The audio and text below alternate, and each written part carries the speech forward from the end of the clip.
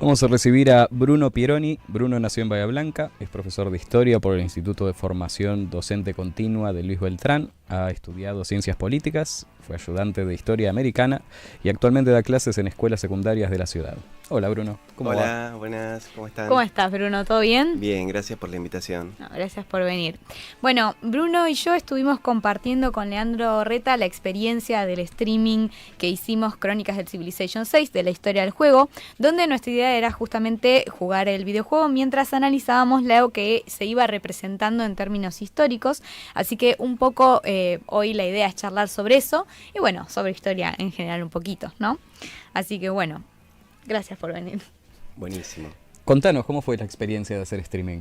Mirá, nunca había hecho, me agarró así un poco por sorpresa. Fueron 3 episodios de 3 horas cada uno. Un montón de tiempo. Empezamos allá por el 3000 antes de Cristo y terminamos ahí a fines del siglo XIX. Sí, a fines del siglo XIX, ahí medio con Sí, un no llegamos a 1900. Claro. Y bueno, hicimos ahí todo un paralelismo entre la historia americana, la historia europea. Anduvimos ahí, hicimos como un raconto de los pueblos americanos desde 2000 a.C. y más también, hasta, bueno, llegamos hasta la mal llamada campaña del desierto y todo ese proceso de aniquilamiento de los pueblos americanos, pero fue un recorrido, la verdad, que abarcó muchísimo. Sí. No solo entre nosotros, sino también con el chat, que de repente sugerían planes así muy locos, y bueno, lo fuimos tomando. Preguntas también. Sí, sí. Mucho interés de la gente. Sí, iniciamos con los mapuches y bueno, analizamos también el mapudungún, que es una lengua muy compleja, muy hermosa, muy conectada con la naturaleza. Y bueno, ahí creo que jugamos un poco con la imaginación histórica, que es algo que desde la historia se trabaja muchísimo y que es difícil porque el juego propone ya en el 1600 robots, entonces hay que ir de acá para allá, claro, una ida y vuelta en el tiempo, que estuvo muy, muy interesante. Sí, tal cual. Para quienes no conocen el juego, Civilization 6 es un juego de tipo histórico que más bien en realidad va retomando épocas, no, obviamente no de manera literal cada época. En este caso uno elige una civilización, en nuestro caso fue los mapuches y el líder era Lautaro. Y bueno, vas haciendo como un recorrido. Y es medio, en algún punto se parece un poco un TEC, porque uno elige un objetivo, ¿no? Sí. Y lo tiene que cumplir, que vendría siendo la victoria tecnológica, la victoria cultural, la victoria política. Bueno, hay distintos tipos de victoria. Es diferente a otros juegos donde, por ejemplo, tenés que hacer campañas como el Age of Empires, donde en realidad el objetivo sería ir cumpliendo las campañas históricas que se ponen. Pero bueno, es muy interesante. Y me parece que como modalidad está bueno porque te permite tener este diálogo que nosotros teníamos. Hay juegos en los que hay que estar como muy concentrado en lo que está pasando en el juego. Por ejemplo, en Age of Empires, cuando te están atacando y bueno, tenés que estar fijándote que no te maten. No, es difícil historiar cuando te están atacando el castillo. ¿Sí? Claro, es como que hay otras cosas que se ponen en juego. Y a pesar de que es muy bueno históricamente y todo, tiene eso, ¿no? Como que, tenés que estar muy atento. En cambio acá yo creo que fue como muy relajado, que pudimos hablar de un montón de cosas, había momentos del juego que estaban más pausados, momentos más activos, de toma de decisiones y ese tipo de cosas, que permitieron que sea un buen juego para hacer este tipo de streaming, que creo que no se podría haber hecho con cualquiera. Y también un poco lo que decías, el tema de la imaginación histórica, que de repente, bueno, te aparecen, no sé, tecnologías imposibles para la fecha en la que está sucediendo en el juego. Estaba muy, muy bueno porque en realidad ahí había que combinar varias cosas, ¿no? Como que había que pensar en la fecha que te estaba poniendo, no sé, por ejemplo, el 2000 a.C., ¿no? Con el árbol de la tecnología o del conocimiento, a ver qué tomábamos y qué hacíamos, que eso por ahí no correspondía con la época que estábamos narrando, y a la vez las cosas que sucedían, que no sucedieron aún, ¿no? Entonces había ahí como una cuestión de, bueno, hacia dónde podría llegar a ir, que es completamente imaginativo, y un poco lo que hablábamos es que los videojuegos tienen esta necesidad de de ser un poco flexibles Ujú. con el tema histórico, porque si no, no tendrían jugabilidad, digamos, ¿no? Y estuvo bueno la dinámica que propone también este juego, que es que al principio el tiempo pasa muy rápido, ¿no? Y entonces teníamos que hacer análisis históricos más de largo plazo. Ujú. Y después ya al final, en el episodio 13, nos quedamos creo que en 1 año o 2 años. Entonces muy... ya el tiempo era muchísimo más a corto plazo, que es un poco también los ejes de un análisis histórico, a largo plazo, a mediano plazo, a corto Claro. plazo. Sí, Entonces larga eso duración. nos permitió comparar a los olmecas, por ejemplo, con, no sé, los romanos o Ujú. todo lo que estaba pasando en Europa. Bueno, hablamos mucho de Teotihuacán y Tenochtitlán como ciudades, como mega ciudades de la época. Y bueno, pasamos por los incas, por los Selknam, por distintos pueblos americanos. Al principio nos concentramos en los mapuches, en su cosmovisión de la vida, y después íbamos mechando así, inclusive hasta contar con los Braganza, que son los portugueses, que eran nuestros vecinos en el juego. Entonces, sí, el juego también nos invitaba a charlar de otras civilizaciones. Son personajes, pero bueno, también hay un mapa, entonces el mapa es real, pero las ciudades no. Claro. Las ciudades estaban medio confundidas, entonces había que remitirse a la ciudad, pero ver el mapa. Claro. Es un juego muy de idas y vueltas que estuvo muy bueno. Claro, Además, nosotros elegimos jugar, perdón, hago esta Sí, sí. intervención con el mapa real, porque en realidad uno podría jugar en modo aleatorio y pues, digamos, salen cosas que no existen, digamos. claro. No sé si en las ciudades, pero el mapa podría ser un mapa cualquiera. En este caso elegimos el real, y entonces, por ejemplo, no sé, las cuestiones naturales estaban ubicadas en el lugar en el que Más o realmente menos, están en el mundo. Pero bueno, si por ahí aparecían ciudades-estado random, tipo Hattusa estaba en Australia y Buenos Aires estaba en Canadá y bueno. Mira qué esas controversiales. cosas así. Claro, y para mí es clave eso, sobre todo en el sentido de producir algo que llame la atención, ¿no? Esos hipotéticos, Ujú. y esos hipotéticos llegados a las últimas consecuencias, creo que lo que más Sí. interpela, ¿no? Sí. Em, De hecho, la gente nos ponía como, háganse amigos de Brasil, o no, Brasil todo mal, o recuperen las Malvinas. Claro. Claro, claro. Bueno, de hecho tuvimos discusiones porque en los primeros capítulos tuvimos una guerra con Brasil, entonces Brasil nos caía re mal, claro, porque Quedaron ¿qué pasa? condicionados. Uno va descubriendo qué civilizaciones hay, no se te presentan desde el inicio. Entonces, ¿qué pasa? Nosotros estamos en el continente americano desarrollando la tecnología para poder salir, pero de momento en los primeros capítulos estábamos en el continente americano. Entonces había 2 civilizaciones, en realidad 3, una nos la mataron en el camino. Que fueron los mexicas, que nosotros los conocemos popularmente como aztecas, pero son los mexicas, y Pedro II con el imperio de Portugal, que estaba en Brasil, ¿no? La corona de Portugal. Entonces, claro, de repente la narrativa es, no, Portugal todo mal, o sea, son una Cancelados. colonia.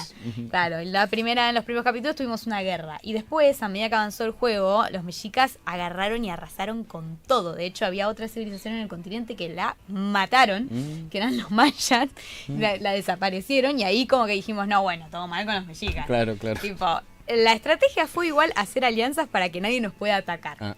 Pero la verdad es que en algún momento no nos convenía que los mexicas siguieran avanzando, porque se iban a comer, casi se comen a Brasil en un momento. O sea, fue como que, así que bueno, imagínate, ¿no? Como que es una cosa súper extraña. Sí, una historia de amistades y enemistades Sí. en perpetua fluctuación.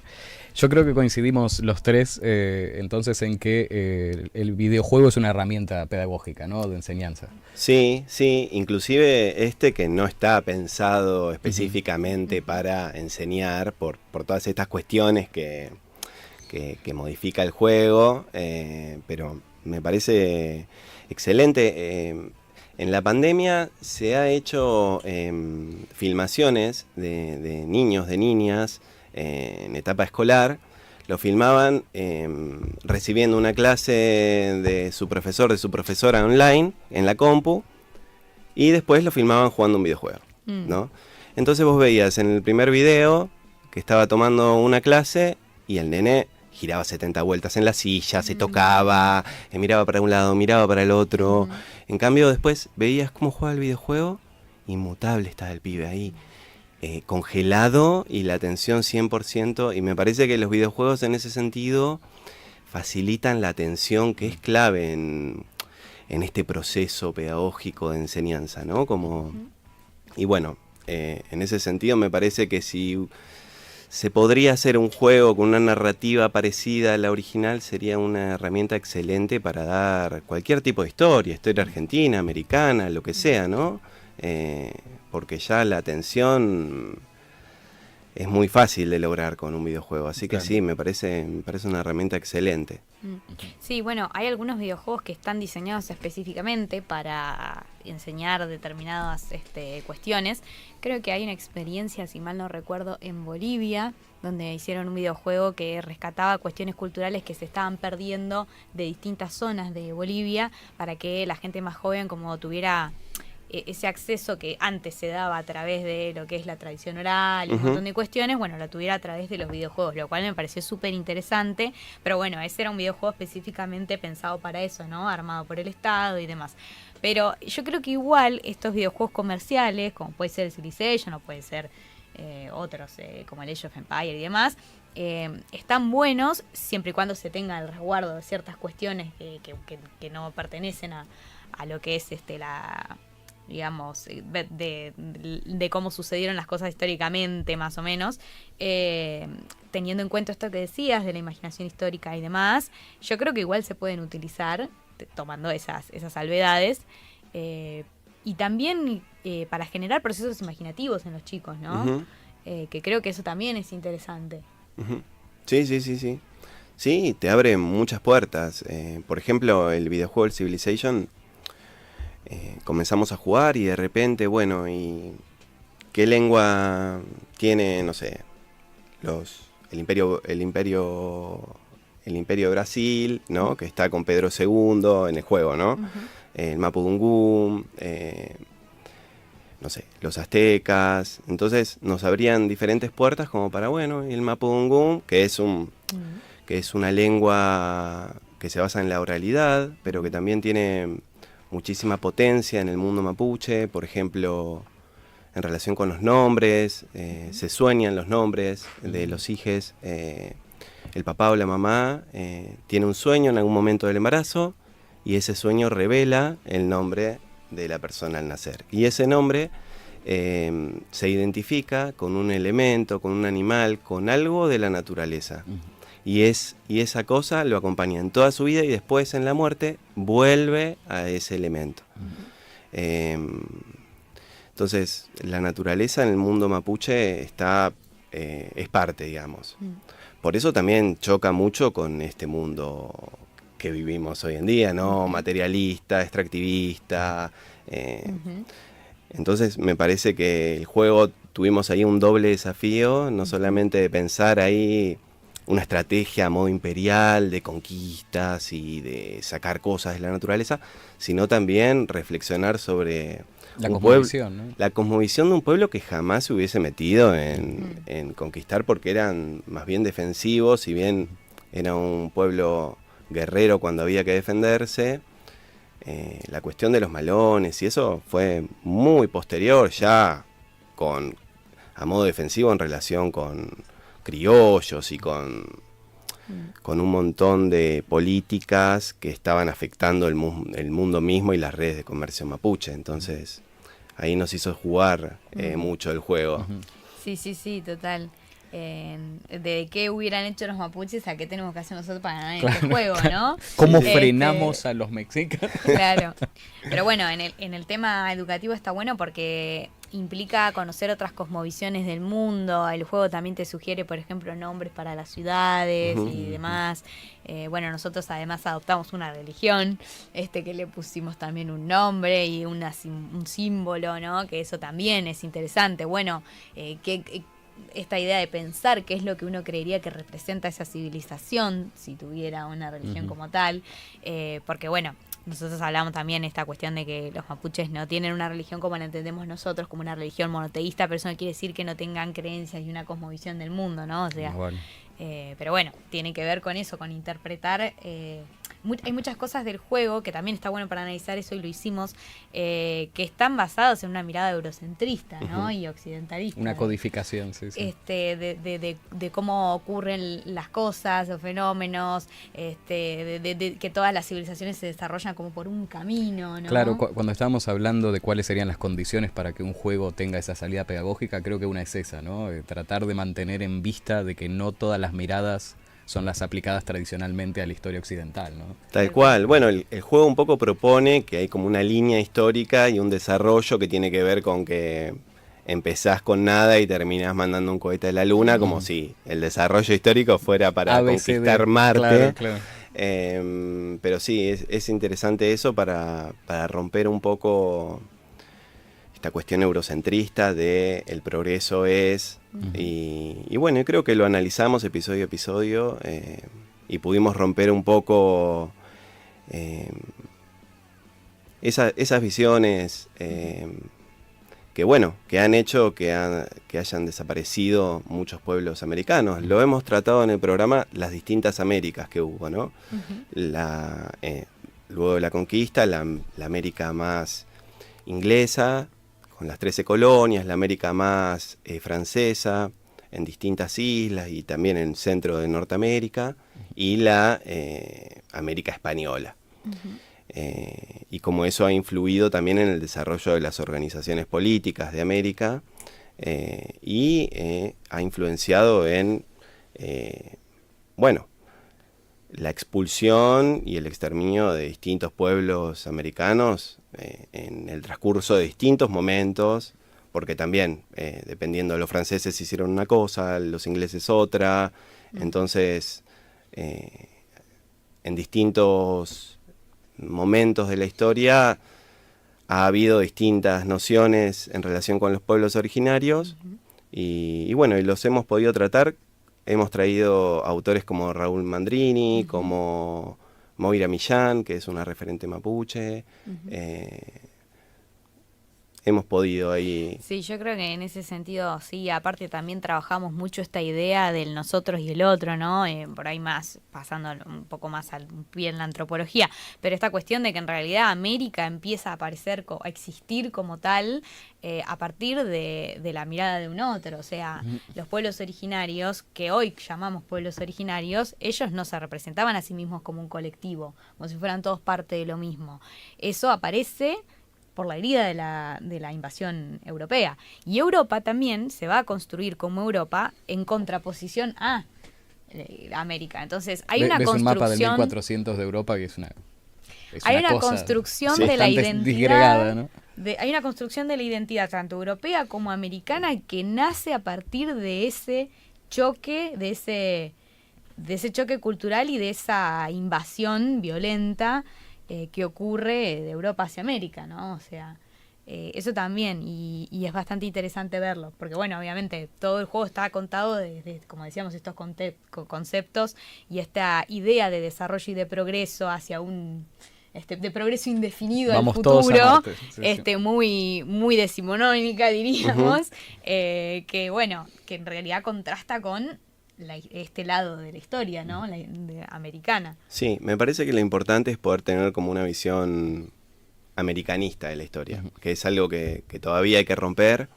Bueno, yo estudié en Río Negro y ahí, por ejemplo, historia europea, como se dice, o historia mundial, que es la historia europea, no se da más. O sea, historia americana y historia argentina. Lo cual me parece que en relación con lo local en donde estamos hoy, geográficamente, primero estamos acá en nuestro país y después estamos en nuestro continente. Y me parece que tenemos mucho más que ver regionalmente con los países de Sudamérica, de Latinoamérica, que con países de Europa. Así que eso me parece que también se desarrolla en los episodios. Y bueno, y esa comparación, ¿no? Entre lo que estaba pasando en Europa, que pudimos ver ahí con los feudos, ya claro. Es digamos, la cuestión máxima de la segregación, ahí están los feudos que estaban... De pueblo en pueblo tenés dos señores feudales diferentes. Sí. Pausando un poco el juego, ¿qué te llevó entonces a estudiar historia?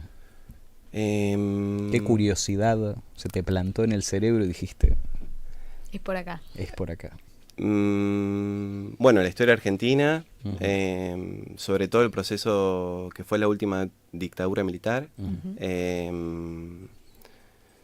Y bueno, la lucha armada que se dio en los 60, en los 70, me hicieron ahí como sentirme curioso de cómo habíamos llegado hasta ahí, y a partir de ahí, bueno, se me abrió todo un mundo, desde la Guerra Fría hasta el siglo XX, y después, bueno, América, qué estaba pasando en América. Bueno, en mi colegio yo hice humanidades en la Escuela Normal Vicente Fatone, y también ahí tuve profes muy, muy buenos de historia, Luis Agasti, entre otros, y sí, eso, la curiosidad de nuestro... De la historia reciente y eso te llevó para atrás. Exactamente. ¿Y cómo crees que pueden influir las nuevas tecnologías en el trabajo de los investigadores? Bueno, de los docentes ya hablamos un poco, de cómo puede ser usada como herramienta educativa, pero bueno, por ejemplo, en el trabajo de los historiadores. Bueno, en relación con la geografía está cambiando un montón. La forma cada vez más fácil de poder ver otro lugar del mundo, ver otra geografía, tener datos demográficos. Estamos en un momento que hay una cantidad de información que ya nos sobrepasa como especie por miles de millones exponencialmente, así que en ese sentido me parece que hay que usar toda la información disponible a nuestro favor, y bueno, en ese sentido hay muchísimos recursos, mapas interactivos, videos,